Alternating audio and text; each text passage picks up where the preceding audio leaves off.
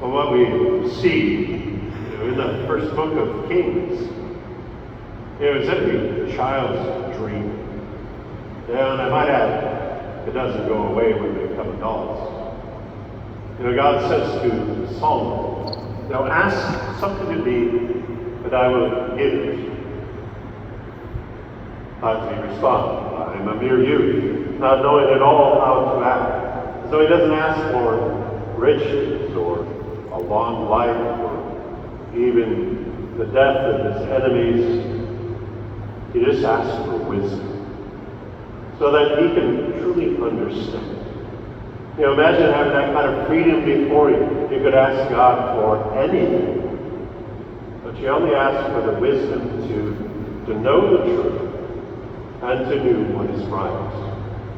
And so Solomon answers God correctly because he asks for something that is the essence of God, namely wisdom itself. That is who God is. God is wisdom. And all the other things that we could ask for, in the end, are not really wise. Well, wisdom is a gift of the Holy Spirit.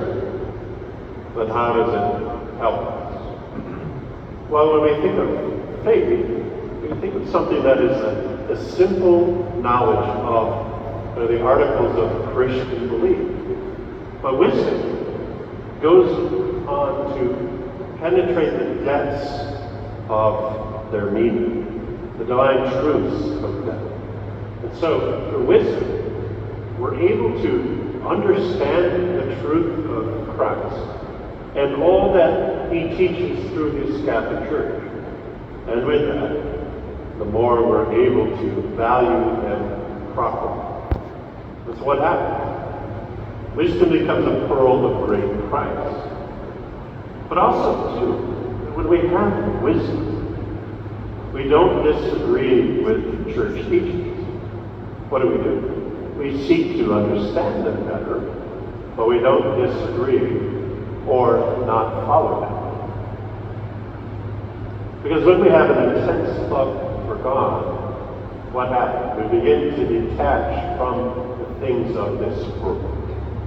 And then what does it do? It makes us delight in and really love the things of heaven and long for them. And so the gift of wisdom allows us to judge the things of this world in light of the highest end of man. And so the highest end of man on earth is to contemplate God and to be able to one day see him face to face and adore him for all eternity in heaven. But when we think of wisdom, we don't think that we're renouncing the world, but rather we have a detachment.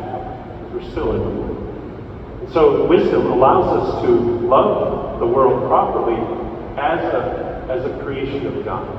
So we see its proper order, rather than love it for its own sake. Love it as an end to itself. That's what most people do. They love this world as an end to itself. And so ultimately what's happening with wisdom? We see creation in its proper light. But with our fallen nature, we constantly have to battle the desire to put the things of this world first, before that life with God and the things of heaven. And this is why wisdom helps us to constantly strive to follow the will of God and to know and how to live out the ways of holiness. And we kind of use that word wise a lot. We're saying, someone, they kind of have a worldly wisdom.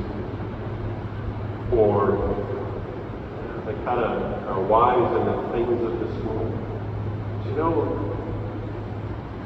Divine wisdom is different. It's different than the worldly wisdom. People can be very wise in the things of this world, quite well, but that's not a gift of the Holy Spirit. There's a difference.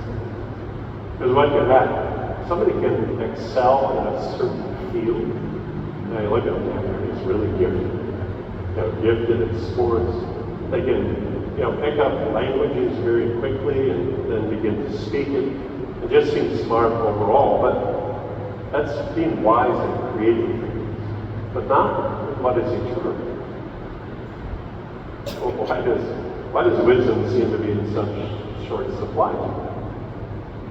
Well, namely, because we have allowed many false gods to enter into our lives and our culture. So what is also, we at times have even placed ourselves as being a god.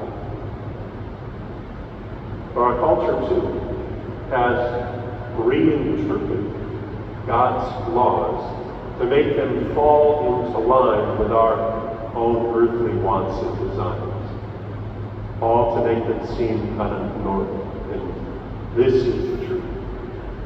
But that is not very wise, because it hardens to go against God in His truth. So that's why we ask for that wisdom to keep us on the right path. And so we ask Him to keep us rooted in the truth of God and His Catholic Church. This will certainly go against the wisdom of this world. The wisdom of this world is foolish. It certainly does not endure. But true wisdom is ultimately what the Baltimore Catechism says. Why did God make us? God made us to know Him, to love Him, and to serve Him in this world and be happy with Him in the world to come. So when God says to us, and He does, ask something of Him, what's our first thought? Do we ask for the wisdom of God to follow Him in all truth and onto heaven one day? Or do we ask for worldly things, to follow the world, the wisdom of the world, that will lead us astray, that if we're not careful, could lead us to hell?